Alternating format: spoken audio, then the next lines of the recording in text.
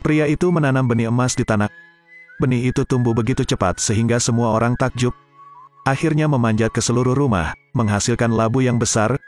Untuk mengetahui apa yang ada di dalam labu itu, dia dan istrinya membawa gergaji besar untuk memotongnya menjadi dua. Seluruh keluarga sangat antusias untuk mengetahuinya. Tapi di labu itu memancarkan cahaya warna-warni.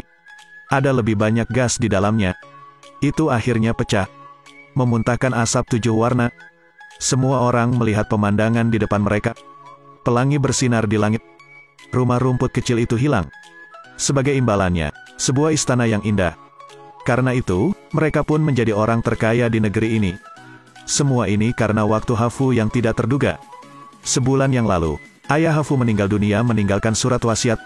Properti di rumah dibagi rata antara Hafu dan saudaranya. Tetapi sang kakak memonopoli seluruh properti. Dia dan istrinya tinggal di rumah terbesar, meninggalkan saudara laki-laki dan iparnya untuk masuk ke rumah berumput. Si Ayu hanya bisa mengandalkan memetik rumput di siang hari. Di malam hari, kepang rumput menjadi sepatu rumput untuk dijual. Bahkan anjing di halaman tidak bisa melihatnya. Di tengah malam, anjing itu menyelinap ke kamar saudaranya untuk mencuri surat wasiat. Itu menemukan surat wasiat di lemari dan memberikannya kepada si Ayu yang malang. Namun sang adik membawa kembali surat wasiat yang masih utuh itu kepada adiknya.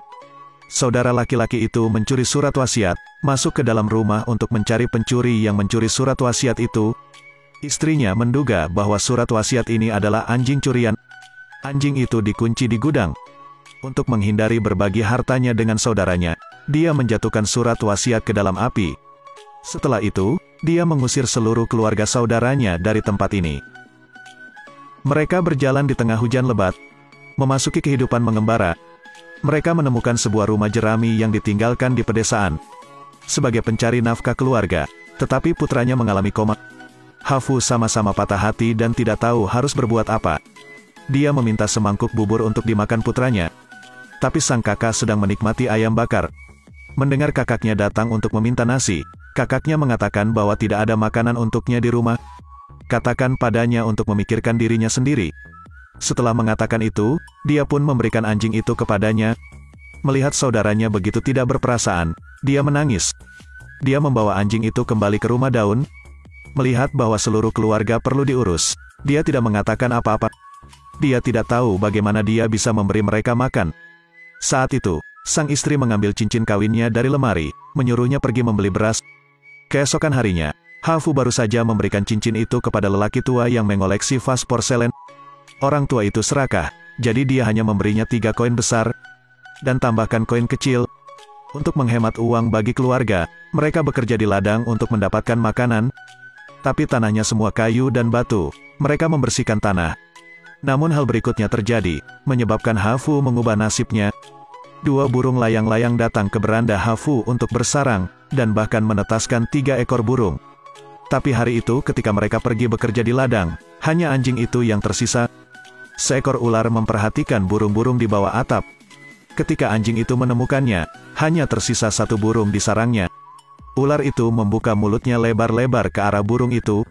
Anjing itu segera menyerbu masuk, mencabut ekor ular itu dan menggigitnya. Kampanye anjing ular pecah. Ular itu melilit anjing itu dengan erat. Melihat ular hendak memakan burung terakhir. Namun anjing itu tetap berhasil menahan pukulan maut ular itu. Tapi tidak ada ruginya. Ular itu merayap mendekati burung layang-layang. Di matanya dia mengungkapkan kerinduannya pada mangsanya. Hafu menggunakan sabitnya untuk memotong kepala ular untuk menyelamatkan burung layang-layang. Kemudian mereka membalut luka burung itu. Ada air mata di mata burung itu. Setelah mereka merawat burung itu sembuh. Dan bisa terbang di angkasa. Semua orang bahagia. Burung itu bisa pulih dengan cepat, tetapi burung layang-layang tidak memiliki kerabat lagi. Hanya itu yang tersisa. Saat akhir musim gugur tiba, burung layang-layang mengucapkan selamat tinggal pada Hafu.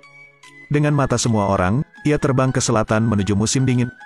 Burung layang-layang itu terbang ke selatan, menembus awan yang tumpang tindih. Akhirnya ke surga burung walet. Disinilah burung layang-layang berada. Sebuah istana yang indah muncul. Ada tanaman aneh di sini. Harta karun yang tak terkatakan. Istana juga dibuat dengan emas asli. Burung layang-layang menceritakan kisah Hafu yang menyelamatkannya dengan Ratu Burung Layang-layang. Mintalah sedikit imbalan. Ratu juga tergerak. dia memberikan biji emas dan meminta burung layang-layang untuk memberikannya pada Hafu.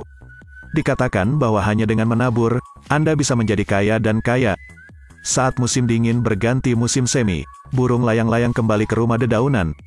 Yang berbeda dari sebelumnya adalah, kali ini di mulutnya terdapat biji emas yang berkilauan. Sang istri memanggil semua orang untuk melihat. Burung layang-layang melemparkan benih emas untuk Hafu. Memegang benih emas ini, Hafu langsung berpikir bahwa dia akan menghasilkan banyak uang. Tanam di tanah. Benih telah bertunas, menjadi tanaman merambat yang merambat ke atap. Di malam hari, labu muncul di atap, mengejutkan semua orang. Saat labu sudah matang, mereka mengambilnya dan memotongnya dengan gergaji. Cahaya warna-warni melintas. Rumah itu telah berubah menjadi rumah yang indah. Ada cahaya menyilaukan di beranda. Burung layang-layang terbang ke samping dan menaburkan bubuk emas. Serbuk emas menimpa mereka, mengubah celana mereka menjadi sutra yang indah. Setiap gerakan dipenuhi dengan aroma kekayaan. Semua orang memasuki halaman. Dekorasi interiornya bahkan lebih megah. Tidak hanya taman dan kolam pribadi, tetapi juga perhiasan emas di dalam ruangan. Bahkan meja, lemari dan sebagainya pun terbuat dari emas. Di gudang beras menumpuk makanan. Mereka merasa seperti hidup dalam mimpi. Tapi mereka menjadi orang terkaya di negara itu.